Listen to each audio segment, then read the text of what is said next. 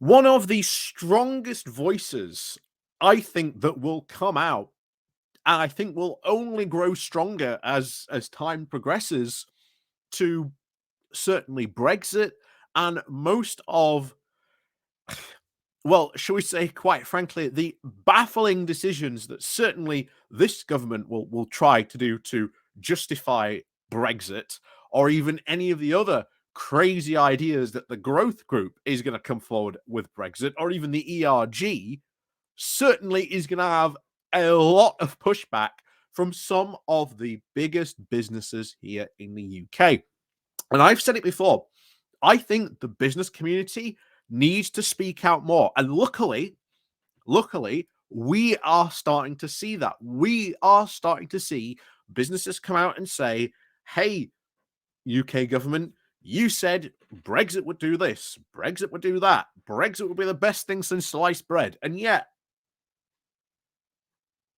what are we seeing when it comes to Brexit or any of the complications this is causing to business, even from just a regulation standpoint? So I am really happy to see that you've got, you know, the guy in charge of Marks and Spencer is speaking out about this latest new baffling proposal. And he himself calls it a baffling proposal because he's saying, hey, look, we do not want dual labeling. Dual labeling costs a lot of money. It is going to cost us millions to do this. Why are you so determined to cost us so much more money when you said Brexit would not be a problem in this area or regard? Of course, this has wider complications. It involves Northern Ireland Protocol.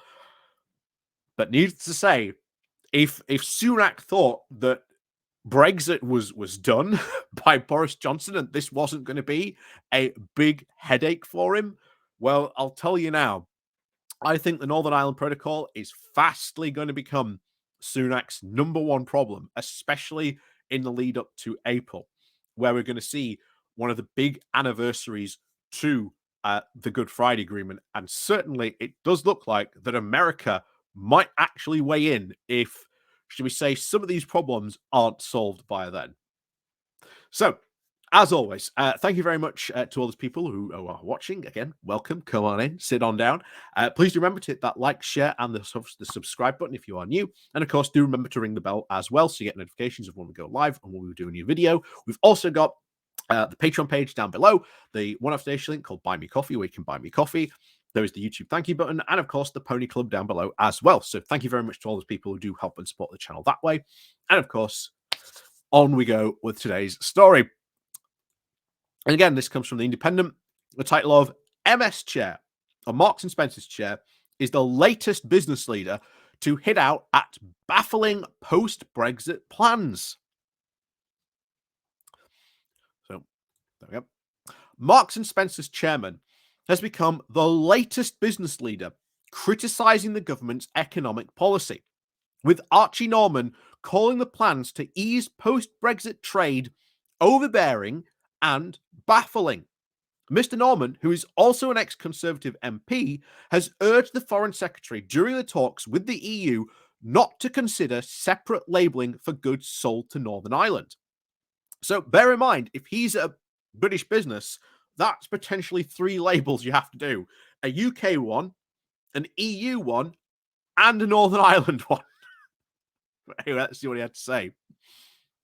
The overbearing costs of the labelling regime would raise prices and reduce choice for customers, further disadvantaging UK farmers and suppliers and impact UK retailers' competitiveness in other international markets, Mr. Norman wrote, according to the excerpts obtained by The Telegraph. The simple fact is, retailers already operate in real-time digital information, night, day, or night. At the click of a button, we can locate our products, be they in the depot, in transit, or in store. In a digital era, when one tap on a mobile can check in a customer at a store, locate their order in under 60 seconds, it is baffling that the UK government and the EU have rewound over 4 decades to discuss an expensive solution involving stickers and labeling. Both the UK and the EU are keen to strike a deal to break this logjam over Brexit's Northern Ireland Protocol before April's landmark 25th anniversary of Northern Ireland's historic Good Friday peace agreement. But Northern Ireland Secretary Chris Hayton-Harris on Wednesday insisted that London is not setting any deadlines on the talks over the contentious trading agreements. And bear in mind, these are what the UK is suggesting it might have to do to try and solve some of these problems. But as we've said before, looking at a digital solution in some of these cases just is not straight up practical. And when it comes to sort of labeling, that's a physical thing that you need when you put a product on store. It's in law in pretty much, I think, every single country. You have to have, well, except America, you have to have very accurate labeling about what's in that product and what's on the shelf. So companies have to follow that rule regardless, especially in international markets, even in its own market. So is there a digital solution for this labeling conundrum? I don't think so, but you can see business people being increasingly more frustrated about Brexit, and rightfully so, because we always said Brexit was going to be a big headache for them. But of course, it all comes down to more of these, how these negotiations go. And of course, as we've said before, it is the DUP who are basically going, we are not going to budge because we want rid of that border in the Irish Sea. And as we've said many times, if you get rid of the border in the Irish Sea, where do you put it? Because you can't put it between the North and the Republic. So, back to it. So, the DUP is currently blocking the functioning of power sharing at Stormont and has made clear it will not allow devolution to return unless major changes to the protocol are delivered. And we've been over the DUP's like 7 pledges it wants to see before it would return to power. And let's lay this out. Every single one of those proposals the DUP has put out are completely non-starters. Every single one, because it all involves getting rid of the border in the Irish Sea. And as we've said, you've got to have, so long as we are out of the customs union and single market, there must be a land border. And this is the big thing that none of the Brexiteers seem to, again, want to even admit or understand to. We've been through this over, certainly in the Pony Club video this week that we've just done when we were discussing Kate Hoey. This whole idea that you can have a completely digital border and have no physical checks is complete and absolutely ridiculous.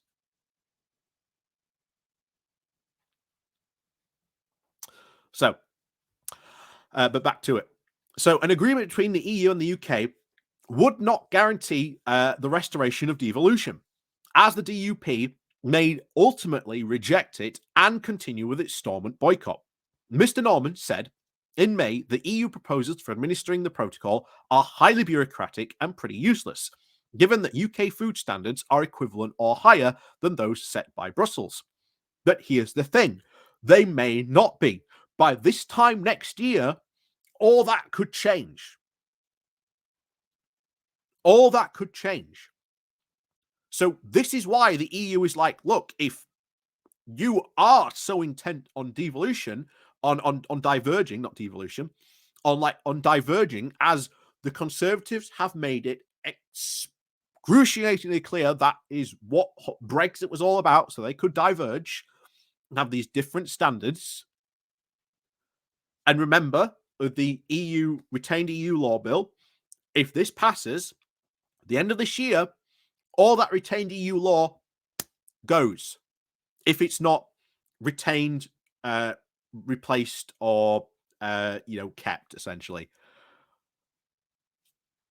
So all that could change drastically overnight. So the EU is absolutely right to say, hey, we want to make sure that what you are sending is what you are sending. There's nothing wrong with that. A country has a right to know what is going and through into its borders, especially when it comes to goods, especially if it has a certain set of standards.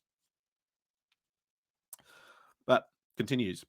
He told BBC Radio 4's Today programme, at the time, the bloc was suggesting that the same background checks, including veterinary checks required from the Republic of Ireland, are also needed to send goods from other parts of the UK to Northern Ireland. Yes, because you do not know if that good will remain in Northern Ireland. How do you know that someone might not buy those goods from the UK and then just go, oh yeah, they're coming from Northern Ireland, and then get around the checks that way? You've got to make sure what stays in, what's sent to Northern Ireland from the UK, or potentially even outside of the UK to Northern Ireland, stays in Northern Ireland and then doesn't enter the EU from there. This is what we've talked about before, about the potentiality for Northern Ireland to become this massive smuggler paradise that gets set up by the UK government because it decided to change all the laws. That's why the EU are being, very protective about this, because they know and recognize the problem that Northern Ireland could create to the rest of the, European markets in this regard. So back to it. Incidentally, he continued with, this means that every piece of butter in a sandwich has to have an EU veterinary certificate.